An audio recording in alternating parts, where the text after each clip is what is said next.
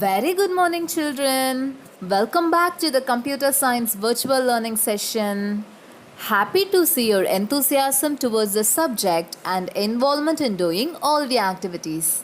Here comes the next topic in this chapter: Category of Computers and Computer Languages. Last class, we had discussed the types of languages. Today, we are going to learn about the various high-level languages, mainly the third generation languages, fourth generation languages, and language processors or translators. As you all know, high-level languages are mission independent and the instructions are written almost like the English language. There are over 200 high-level languages that have been developed so far. However, most of them are used for a special purpose to solve problems.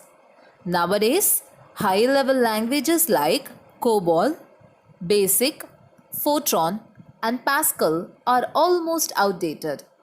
The basic language is still being used by beginners. Do you know? Mission independent languages allow writing instructions without knowing the hardware architecture. Okay, let's discuss some high-level languages in detail. First one, Beginner's All-Purpose Symbolic Instruction Code, which stands for BASIC, is a general-purpose, user-friendly, high-level language used in the field of business and science. The major version of BASIC language, which is popular among school children, are GW Basic, that is, Graphics Workstation Basic, and Q Basic, Quick Basic. Do you know?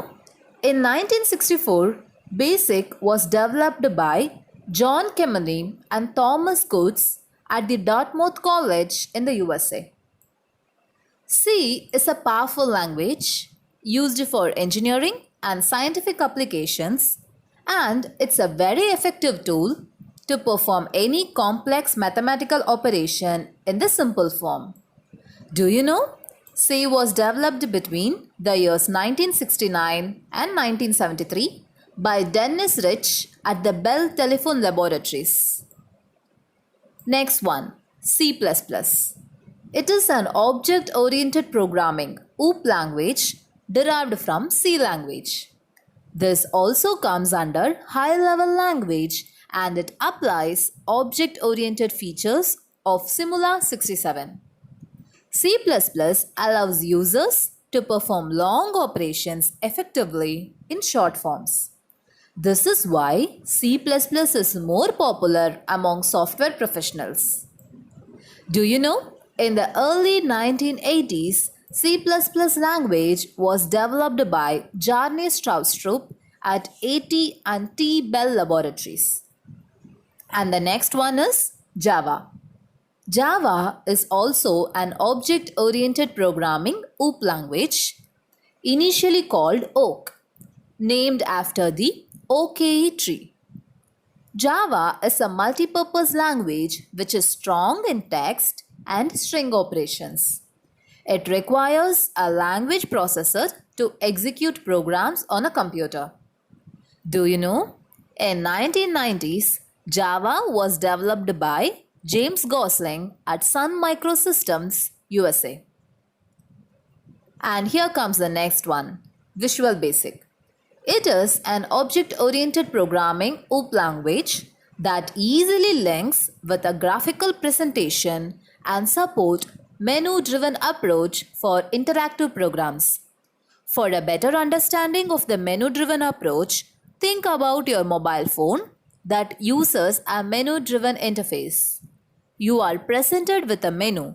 You make a choice and then the next menu appears on the screen used by making selections from menus. Do you know? In 1954, Fortran was invented by John Backus. This was the first widely used high-level general-purpose programming language.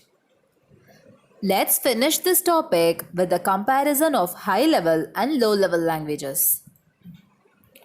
High level languages are written in simple English, and the low level languages are in the form of binary, that means zeros and ones. High level languages are easy to learn, but low level languages are a little difficult to learn. In high level languages, we need a translator for processing the data.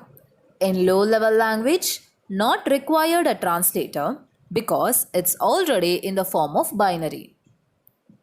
High level languages are machine independent and the low level languages are machine dependent. Machine and assembly languages are known as first generation and second generation languages. Old high-level languages are known as third-generation languages. Now, let's learn about the fourth-generation languages. These languages are specially designed to make cost-effective software and to reduce the execution time.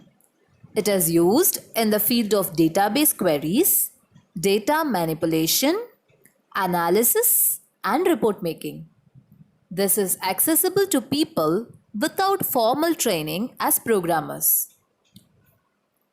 They allow multiple common operations to be performed with a single programmer entered command. Fourth generation languages are closer to human language. For example, SQL and artificial intelligence languages. Okay, let's see the advantages of fourth generation. They increase the productivity of programming, easily accessible as compared to third generation languages. User can often develop their applications using fourth generation languages. More portable than other generation of languages. And here comes the disadvantages.